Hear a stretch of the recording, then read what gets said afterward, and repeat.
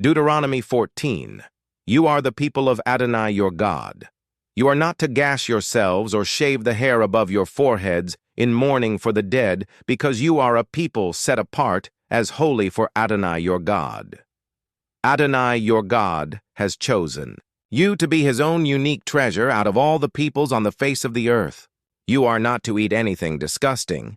The animals which you may eat are ox, sheep, goat, deer, gazelle, roebuck, ibex, antelope, oryx, and mountain sheep.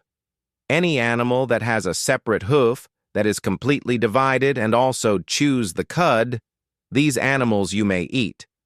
But you are not to eat those that only chew the cud or only have a divided hoof. For example, the camel, the hare, and the coney are unclean for you because they chew the cud but don't have a separate hoof, while the pig is unclean for you because, although it has a separate hoof, it doesn't chew the cud. You are not to eat meat from these or touch their carcasses. Of all that lives in the water, you may eat these. Anything in the water that has fins and scales, these you may eat. But whatever lacks fins and scales, you are not to eat. It is unclean for you.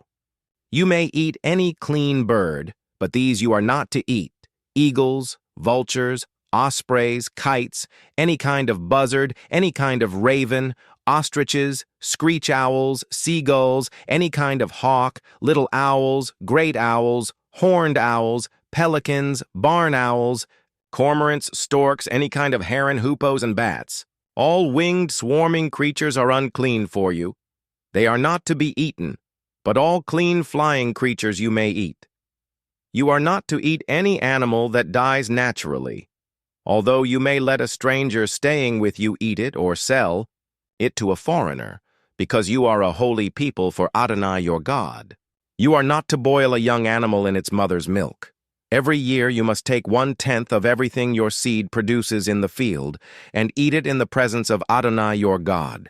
In the place where he chooses to have his name live, you will eat the 10th of your grain, new wine and olive oil, and the firstborn of your cattle and sheep, so that you will learn to fear Adonai your God always.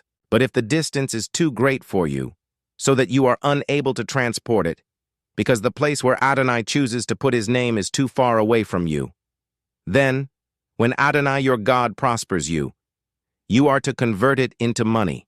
Take the money with you, go to the place which Adonai your God will choose, and exchange the money for anything you want: cattle, sheep, wine, other intoxicating liquor, or anything you please. And you are to eat there in the presence of Adonai your God, and enjoy yourselves, you and your household. But don't neglect the Levi staying with you, because he has no share or inheritance like yours. At the end of every 3 years, you are to take all the 10ths of your produce from that year and store it in your towns.